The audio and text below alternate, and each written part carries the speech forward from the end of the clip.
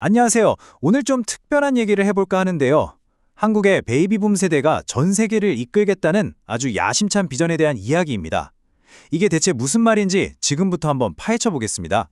코로나 팬데믹 이후에 세상이 정말 많이 바뀌었잖아요. 그러다 보니까 다들 이런 생각 한 번쯤 해보셨을 거예요. 이제 앞으로는 누가, 어떤 나라가 세계를 이끌게 될까 하고요. 오늘 우리가 살펴볼 내용은 바로 이 질문에 대한 굉장히 독특하고 어쩌면 좀 파격적이기까지 한 대답을 담고 있습니다. 자, 그래서 오늘 이 거대한 그림을 어떻게 살펴볼 거냐면요.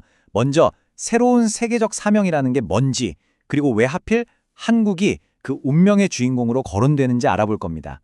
그 다음엔 이 임무를 수행할 주체, 바로 베이비붐 세대의 역할과 그들의 핵심 도구가 될 새로운 인성교육에 대해 이야기하고요. 마지막으로 이 모든 비전의 뿌리가 되는 우리 과거사에 대한 아주 새로운 관점까지 짚어보겠습니다. 자, 그럼 첫 번째 이야기부터 시작해보죠. 새로운 세계적 사명. 팬데믹 이후의 세상은 이전과는 완전히 다른 리더십을 요구하고 있다는 건데요. 과연 여기서 말하는 리더십은 뭘까요? 핵심은 이겁니다. 이제 새로운 시대에는 누가 더 인류의 근본적인 문제, 가장 큰 필요를 해결해 주느냐에 따라 힘의 중심이 완전히 이동할 거라는 거죠. 그러니까 예전처럼 군사력이나 경제력 같은 걸로 줄 세우는 시대는 끝났다는 거예요. 대신 인류 전체에 얼마나 이바지하느냐, 이게 새로운 강대국의 조건이 된다는 정말 대담한 주장입니다. 그렇다면 그 새로운 리더십, 그 빈자리는 과연 누가 채우게 될까요? 이 비전에서 지목하는 나라는 놀랍게도 바로 대한민국입니다. 아니, 왜 갑자기 한국일까요? 그 이유를 한번 들어보시죠. 이 주장의 가장 깊은 뿌리에는 바로 홍익인간이라는 개념이 있습니다. 우리한테는 굉장히 익숙한 말이죠. 널리 인간을 이롭게 한다. 그러니까 우리 민족만 잘 먹고 잘 살자는 게 아니라 모든 인류의 삶을 더 낫게 만드는 데 기여한다는 이 정신이야말로 한국이 미래의 리더가 되어야 하는 가장 근본적인 이유라는 겁니다. 여기서 정말 인상적인 비유가 나오는데요. 바로 씨앗입니다. 전 세계에 퍼져 있는 우리 한국인들이 그냥 먹고 살기 위해 흩어진 게 아니라 장차 인류를 이끌기 위해서 온 세상에 미리 심어진 씨앗 같은 존재라는 거예요. 굉장히 스케일이 큰 이야기죠. 그렇다면 그 씨앗들이 어떻게 자라날까요? 바로 여기가 중요합니다. 한국, 이 본토가 그 해답을 찾아서 영양분을 공급해야 한다는 겁니다. 그러니까 본국에서 제대로 된 철학과 방향을 제시해서 전 세계에 흩어진 우리 동포들이 그 힘을 받아 각자의 자리에서 꽃을 피울 수 있게 해야 한다는 그런 막중한 책임에 대한 이야기입니다. 자, 그럼 이 거대한 프로젝트, 이 막중한 임무를 누가 맡아야 할까요? 여기서 지목하는 세대가 바로 한국의 베이비붐 세대입니다.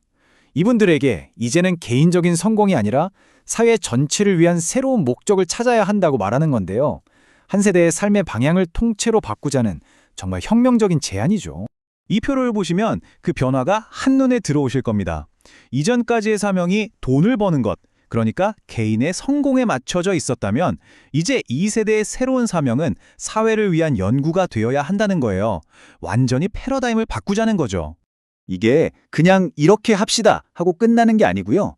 구체적인 행동 지침까지 나와 있습니다. 첫째, 더 이상 각자 잘난 척하지 말고 다 같이 모여라.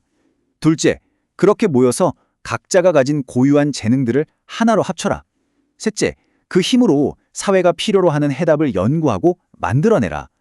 그렇게 해서 마지막으로 진정으로 존경받는 어른이 되라는 겁니다.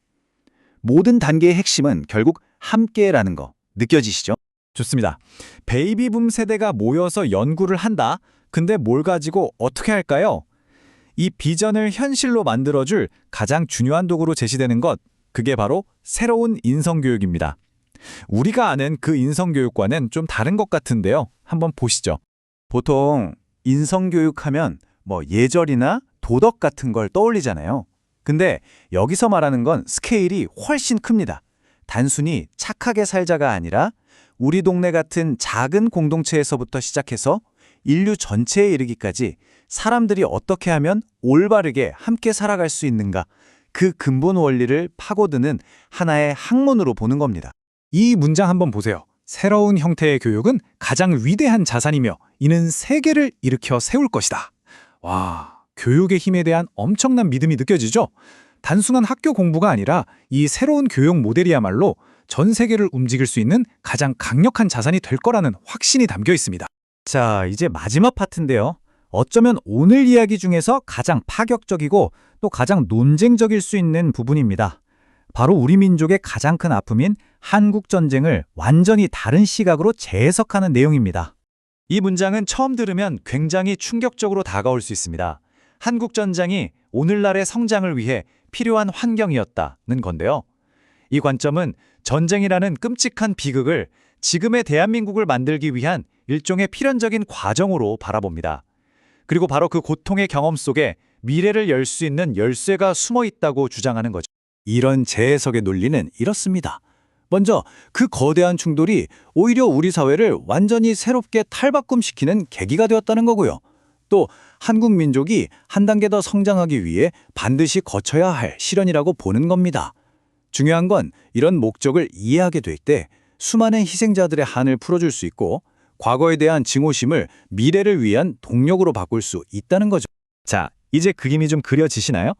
새로운 사명을 부여받은 베이비붐 세대라는 특정 세대가 새로운 인성교육이라는 강력한 도구를 가지고 과거의 아픔에 대한 새로운 해석이라는 단단한 토대 위에서 활동하는 것. 이 모든 것이 결국 진정한 리더는 혼자가 아니라 함께 무언가를 이뤄내는 사람이라는 이 한 문장으로 모아지는 겁니다. 오늘 이 거대한 비전을 쭉 따라와 봤는데요. 마지막으로 이 질문을 여러분께 던져보면서 마무리할까 합니다. 한 국가가 자신의 과거를 어떻게 이야기하느냐가 그 국가가 꿈꿀 수 있는 미래의 모습을 결정하는 건 아닐까 하는 질문입니다. 과거를 어떻게 기억하고 해석하느냐에 따라 우리의 미래가 달라질 수 있다는 생각, 한 번쯤 깊이 고민해 볼 만한 화두인 것 같습니다. 오늘 이야기는 여기까지입니다. 들어주셔서 감사합니다.